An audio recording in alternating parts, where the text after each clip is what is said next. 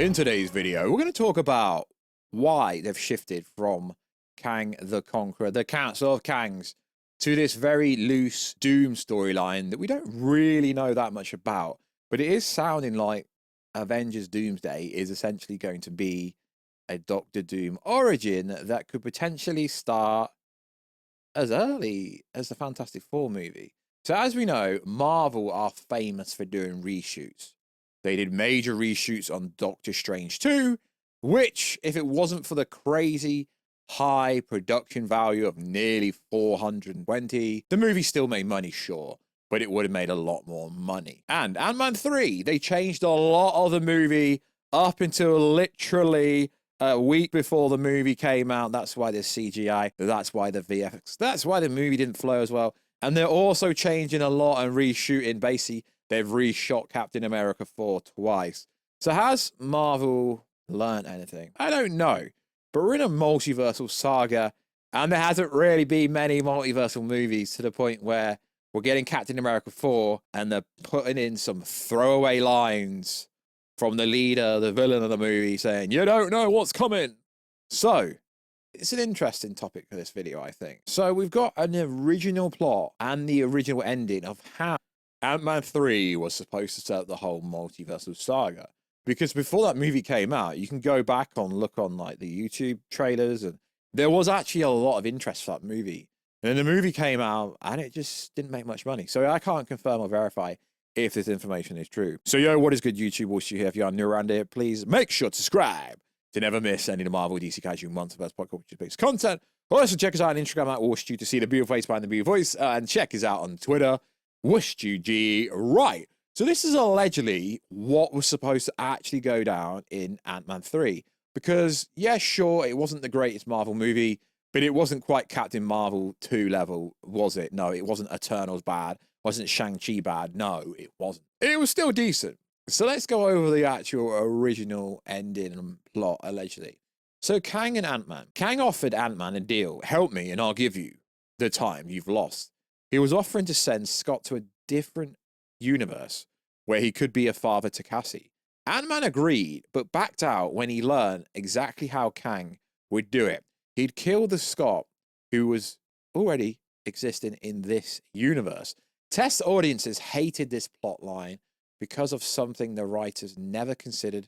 The original Cassie would still be there and her dad would have effectively abandoned her again. The only thing that remains of that subplot is the Kang line.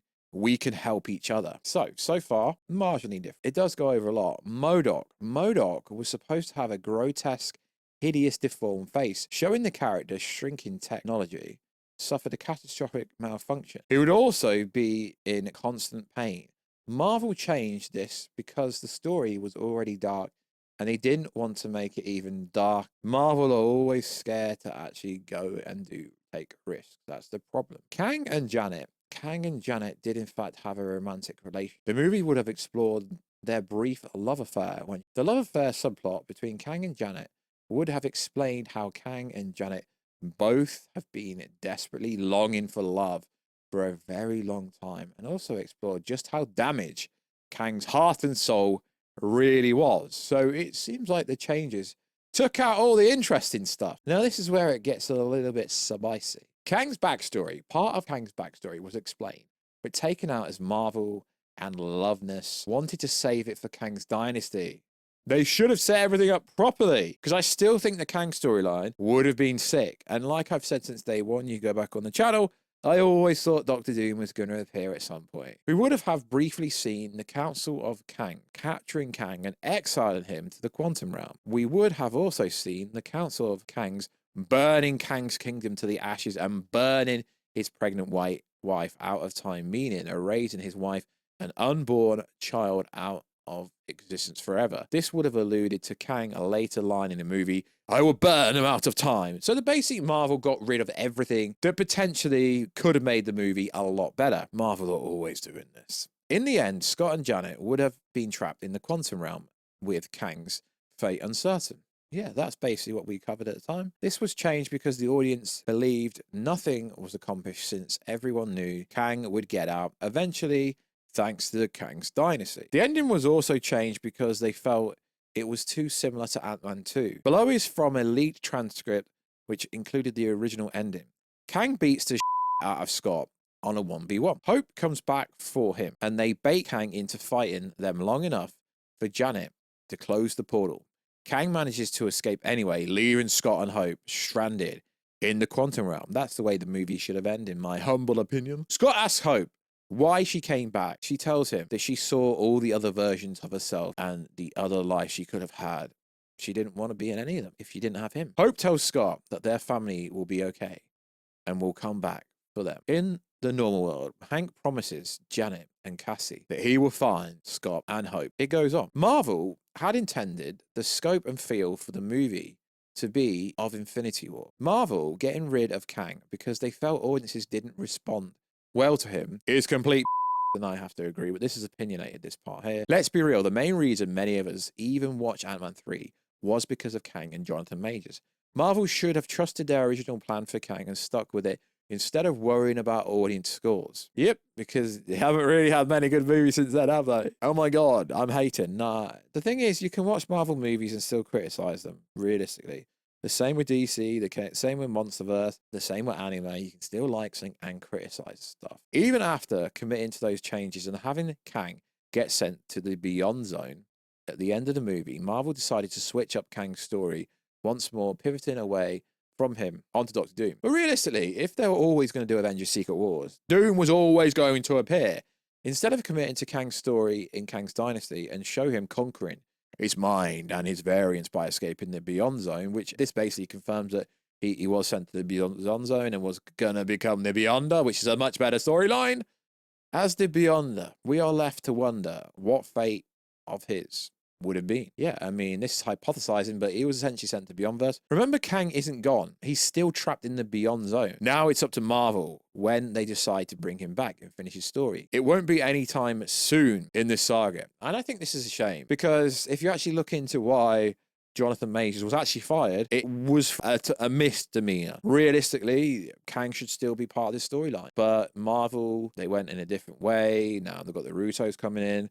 I do think this Doctor Doom RDJ storyline will be very good, but they realistically should have still went with Kang and just recasted Kang if they wanted to do that. But it is what it is, but it's interesting how it would have subtly been different. Marvel basically changed things because of tested audiences not understanding things. Ant-Man 3 was pivotally supposed to be there to set up the Kang's dynasty, so they should have shown you the massive threat that was coming, essentially, which they kind of did. I think Ant-Man 3 got a lot more hate than it actually deserved, but I see this floating around the internet. And seeing as we covered Ant-Man 3 on this channel massively, I thought, why not cover some Ant-Man 3 content? Because essentially that's pretty much the last kind of unofficial information that we're actually going to get when it comes to Kang. Hopefully, I mean, they can just recast Kang if they wanted to. Don't understand why, even with Doom, because we all hear the storylines and the rumors going around that Doctor Doom isn't actually going to be a villain. He's going to try and save the multiverse, and potentially he's going to have a team of villains, including Ultron, including the god of the symbiotes, which sounds ridiculous, but it could work, and Kang could very well come back if they wanted to. But I wanted to cover this because we covered a lot of Ant-Man stuff on this channel, so I just feel like it's justified. And yeah, I mean, a lot of people probably won't watch this video, but it is interesting the way it was supposed to go, and the Council Kang storyline with the post-credit scene and Loki season 2. Although, yeah, sure, they kind of finished the storyline, but they didn't. They're still watching him. Ramatut's still out there. I mean, Kangs are still out there. Kang's not dead. The variants are still there. The Council Kang's still there. So Doom's going to have to somehow get involved there, or they're just going to leave it wide open. We don't know. But it's going to be interesting either way. So like always, guys, check us out on Instagram at Warstu. Check us out on Twitter, WarstuG. And I will catch you in another video very soon. Catch you later.